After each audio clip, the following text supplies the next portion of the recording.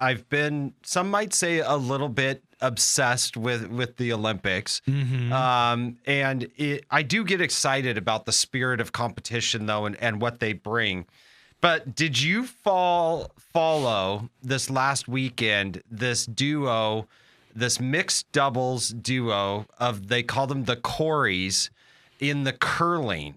So they were the USA mixed doubles curling team from Duluth, Minnesota. Did you follow that at all? No. Okay, so apparently the U.S., we had never won a medal in mixed doubles curling. And so this couple out of Duluth, they had to get into the medal round, they had to beat Italy. So they had to beat the home team, who was the reigning world champions. And they beat them 9-8, like in this crazy, crazy match, which guaranteed us a medal. And I mean, I got to tell you, part of my obsession with following this team was, what do you think the guy, Korey Dropkin, does in Duluth, Minnesota? He drives a snowplow. John, no. Think about our show, what we're doing here today. He's a real estate agent. He's a freaking realtor. So on top of the Olympics, the spirit of competition, my man's a realtor. Yeah. And he's just slaying giants over there. That's cool. In Italy. So that added to it, he's with the Remax office there in Duluth. Has to work a real job. Curling doesn't pay the bills. No. Apparently. But it got me thinking about a lot of things and how athletes that function at a very high level, a lot of those athletes end up going into real estate, and many of them become fantastic real estate agents. And in fact, I read another article by an agent out of Florida, Jill Henneberg with Sothebys. She was an equestrian silver medalist. And so she had written an article where she talked about how she felt the Olympics defined her career. And so it made me think about how we're serving our clients, what makes a good agent. And so I went through Jill's article and pulled out some of those points and just thought, when you're thinking about hiring an agent in 2026, some of this comes down to, are you hiring a like agent Olympian to sell your house? So some of the things to consider about what transfers really, really well from an Olympic athlete's perspective to a real estate perspective. And the number one thing she had written down in her article was relentless goal orientation. And I got to say, it makes a huge difference. I put a lot of time and focus in on this with our team. And it makes a very, very big difference in how people structure their profession and what they're able to get done. And when you think about real estate, a lot of it is focused around goal orientation. So basically, like when you take a listing, your goal should be to sell it. Yes. And so then you have to then put together a marketing plan that says, how many people am I going to reach out to? What will I do to get this to closing? And so you have to look at all of those goals, and it relates very, very well to what we see our Olympic athletes do. What time am I going to get, on the ski hill? What jumps am I going to execute at a certain amount of time? So that goal orientation transfers really, really well into the real estate business. The second thing that we have down here that makes a big difference, and I think a lot of people miss this, and that is discipline over motivation. A lot of people think that, that they will be emotionally inspired to have an elite performance, and something will, inspire them to be great. And I think there are moments in time where that is correct, but without the discipline factor of it, you're not going to be ready. Yeah. Like structure, routine, consistency. If you've ever watched the documentaries on this, and by the way, there is a new documentary out on the Miracle Team on Netflix. So the 1984 men's beat the Russians Miracle Team. There's a new documentary out, and I watched it over the last weekend And there's a lot of interviews of the players from that team. It is fascinating in combination with the Olympics and what's going on. By the way, shout out women's team, freaking 5-0 in the play round. So there's a lot of things that connect there. But one of the things that came out of that documentary and those interviews was just the absolute discipline that Herb Brooks required out of that team and every single practice that they had to show up. You're not going to be motivated to come every single practice and get your behind kicked out of you. You're gonna have to have some discipline. Selling real estate's a lot the same way. Like every single time that you show up in the morning, you're not going to be super motivated to make all of those calls or do some of those open houses where one person shows up instead of 8 or 9 people. So you've got to have the discipline to continue on that. Consistent habits make for great real estate agents. The third thing that comes up in those situations, and I thought this was really demonstrated well by that curling team and by that Cody, and that is composure under pressure. I mean, they were neck and neck with the Italians. It was basically a one throw that was going to put them into the medal round. And this is so big in real estate because we get in a lot of high pressure situations. I traveled with some couples last weekend, and I was taking some phone calls, and they were like, it kind of freaked them out a little bit because I was negotiating a tense deal, and they're like, man, that's crazy. Like, are you really like freaked out about it now or concerned? And I was like, well, I'm concerned, but I'm not freaked out about it. But you have to have, like the Olympians do, you have to have clarity and decisiveness in intense times of pressure. Yeah. So like if you have multiple offers on a property and you're trying to negotiate the best offer for the seller, the best terms with the highest dollar amount, there's going to be deadlines. There's going to be multiple people calling you with different differentiating priorities. And you're going to have to balance all of that out through that negotiation to get the positive impact and win what we would say would be a gold medal for your seller. Yeah. At the most amount of money in the least amount of time with the fewest hassles. Inspections are another area where you have to stay calm and then remain solution orientated. So I look at that. I mean, I don't even know all the rules by this freaking curling. But you look at that board and you've got like 2 stones blocking the third one that you need to get to and 1 throw left, and they've got to make it, bend it like Beckham around the other freaking stone and knock it out. Yeah. All the meanwhile, this gal's yelling at you to sweep faster. I sat there and said, how could I accomplish anything if my wife was yelling at me like that? And one of the other couples said, well, hey, I'm an expert at this. Maybe I should do curling.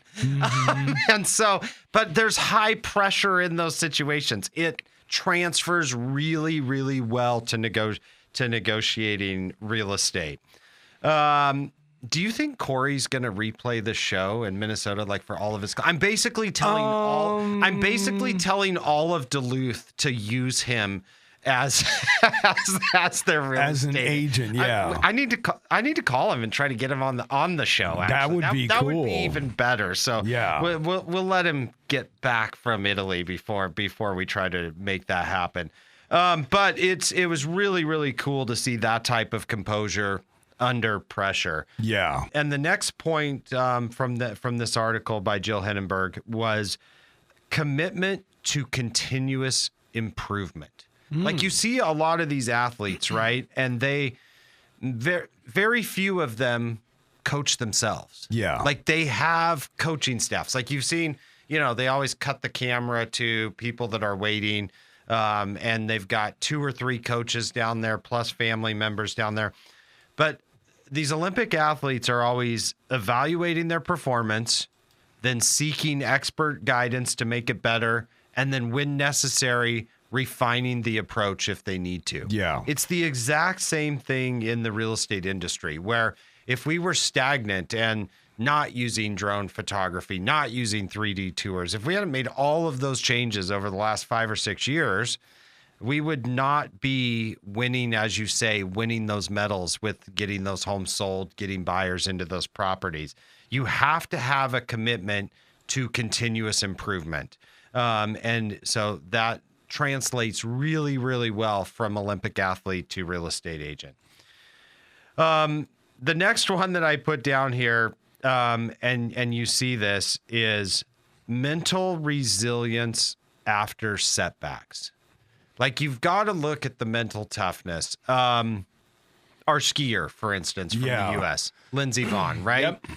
Training run prior to the Olympics, blows out her ACL. Yeah. Okay, like, I went through this with a family member last year, and if you have full blown out ACL, like, it's not a normal person. Now, granted, they're doctors and millions, but a normal person does not do that with a weak mind. Yeah. And then say 2.5 weeks later, they're going to still go to the Olympics and try. Okay, like that. Yeah. I mean, John, you've known people with ACL injuries, right? Like, it's crazy, but, very, very tough, being able to have that mental resilience to pop back. Because in real estate, things happen, right? Like, you think you've sold a house, your clients think you've sold a house, then you go through a bad home inspection, and then the deal falls apart. Yeah. So now that's a big blow. That the sellers aren't happy, you're not happy, you're starting back from square one. You have to be able to handle that adversity, get back in the game as quick as possible, find another house for that buyer, help your seller find another buyer for that house. And so it's how quickly can you come back from that? That translates really, really well. The next point was mastery through preparation. Oh my gosh, how many training runs have these people done? How many times have they practiced all of these things? Very meticulous and deliberate practice. Every listing and buyer presentation is different. And I think one of the things that we see sometimes is we see people that have gotten experience in the industry, but they might not necessarily, they might lean on that experience too much and might not necessarily be prepared. Because every listing is going to have a different set of comps. It's going to have a different price point. It's going to have different metrics. And so you've got to have really, really good preparation for that. And then that goes along with mastery. I had a client tell me, I was following up with a client a couple of weeks ago, and I just said, hey, I'm just following up on that referral you gave us. I want to make sure they were happy. And the client was like, oh my gosh, yes. Like, your agent on your team showed up at the walkthrough. They said he was prepared. He looked very professional. And the other agent that was representing the seller, they weren't certain if he wasn't homeless. And so they're like, it looked like he just rolled out, nothing to take notes on, and so they just said the difference. He said it was mind boggling. And so they were very happy. And so, but that's mastery through preparation, being well prepared, practicing that, knowing what to say in those moments. And then, gosh, this one kind of, helped me more. I know this about real estate. I hadn't really thought about this as much with the Olympic athletes, but when I started thinking about it, the point that they made was endurance across market cycles. Like, this isn't just a 1-year career. This isn't a 5-year career. This is not a 10-year career for our team and our company. And so we've seen it when the market was really good and there's multiple offers. We've seen it when inventory was really high and there was no offers. We've seen it when there were short sales and people needed to get help getting out of a problem. So a lot of times Olympic training, they say spans years. And so you look at an Olympian's mindset and you're like, man, they're prepping 4 years for this one moment. But then you see these articles and these stories about people that this is their third Olympics or this is their fourth Olympics. Like those athletes have massive amounts of endurance over the course of numerous market cycles.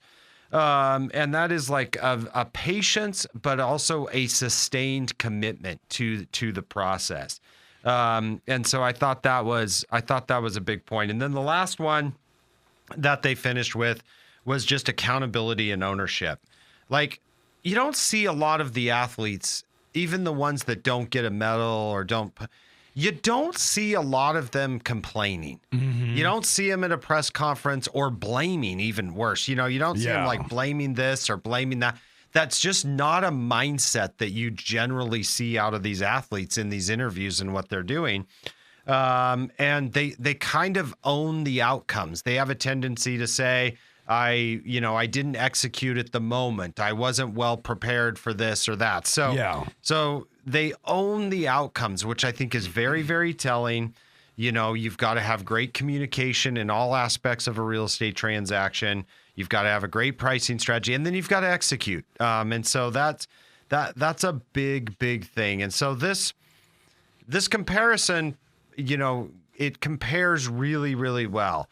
For me, number one, just congratulations to Korey out of Duluth. And his team for doing that. But after I look and go through that whole comparison of the show, I'm not surprised, and I think those skills and they transfer very, very well into real life and other things, and especially real estate. So I've got a whole stable full of Olympic realtors, John, on the team. So if anybody is interested in which one of those would work well for you, go to kenmoreteam.com, shoot me a message. I would always happy to hook you up with the right person that matches that needs. And enjoy the remaining, 8-10 days of something Olympics like that we have left. Go USA! And we'll be right back here talking about real estate next week.